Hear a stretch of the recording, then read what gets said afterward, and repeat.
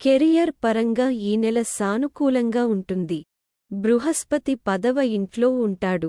పనిలో మిమ్మల్ని అద్భుతమైన స్థితిలో ఉంచుతుంది. మీరు మీ అనుభవాన్ని ప్రదర్శిస్తారు మరియు పూర్తి అంకితభావంతో అన్ని పనులను పూర్తి చేస్తారు. ఫలితంగా మంచి ఉద్యోగ ఫలితాలు వస్తాయి. తగిన ఫలితాలను పొందడం మీ ఇమేజ్ని పెంచుతుంది మరియు మీకు ప్రశంసలు అందజేస్తుంది. విద్యార్థుల గురించి మాట్లాడినట్లయితే కుజుడు ఈ నెలలో 11వ ఇంట్లో కూర్చొని మీ 5వ ఇంటిని చూస్తాడు. ఇది మీకు చదువుకు అవసరమైన శక్తిని అందిస్తుంది. మీరు మీ ఏకాగ్రతను ఉంచడానికి ప్రయత్నించాలి. మీరు అలా చేస్తే మీ విద్య అంతరాయం లేకుండా కొనసాగుతుంది. 5వ ఇంటికి అధిపతి అయిన బృహస్పతి ఈ నెల మొత్తం 10వ ఇంట్లో ఉంటాడు. తద్వారా క్యాంపస్ ఇంటర్వ్యూలు ఇచ్చేవారికి ఉద్యోగం పొందడానికి తగిన అవకాశం ఉంటుంది. ఈ నెల కుటుంబానికి అనుకూలంగా ఉంటుంది. శుక్రుడు కేతువుతో కలిసి మాసం ప్రారంభంలో 2వ ఇంట్లో ఉంటాడు. కుటుంబంలో ప్రేమ ఉంటుంది. ఒక పెద్ద ఫంక్షన్ ఉండవచ్చు, దీనివల్ల ఇల్లు ప్రజలతో నిండి ఉంటుంది.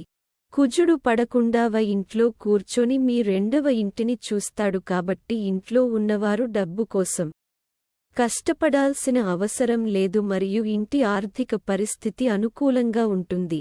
మీ శృంగార జీవితం పరంగా 5వ ఇంటికి అధిపతి అయిన బృహస్పతి 10వ ఇంట్లో ఉంటాడు మరియు కుజుడు 11వ ఇంటి నుండి 5వ ఇంటిని చూస్తాడు. ఈ 2 కారకాలు మీ శృంగార సంబంధంలో హెచ్చుతగ్గులను కలిగిస్తాయి. మీరు చాలా సాధించాలని మరియు మీ ప్రియమైన వారితో వీలైనంత ఎక్కువ సమయం గడపాలని కోరుకుంటారు.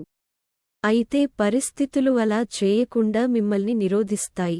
ఇది మీకు చికాకు కలిగించవచ్చు, కానీ ఇది మంచి కంటే ఎక్కువ హానిని కలిగిస్తుంది కాబట్టి మీ భావోద్వేగాలను అదుపులో ఉంచండి. మేము మీ ఆర్థిక స్థితిని పరిశీలిస్తే ఈ నెల ప్రారంభంలో బుధుడు మీ 12వ ఇంట్లో ఉంటాడు. ఇది మీ ఖర్చులను పెంచుతుంది. అయితే సెప్టెంబర్ 4 నుండి అతను మీ మొదటి ఇంటికి వెళ్తాడు మరియు సెప్టెంబర్ 23 నుండి అతను మీ ఆర్థిక పరిస్థితులను మెరుగుపరచడంలో ముఖ్యమైన పాత్ర పోషిస్తాడు. ఈ నెల ఆరోగ్యపరంగా బాగానే ఉంటుందని భావిస్తున్నారు. కానీ 8వ ఇంట్లో రాహు స్థానం కారణంగా మీరు కొన్ని వివరాలపై శ్రద్ధ వహించాలి.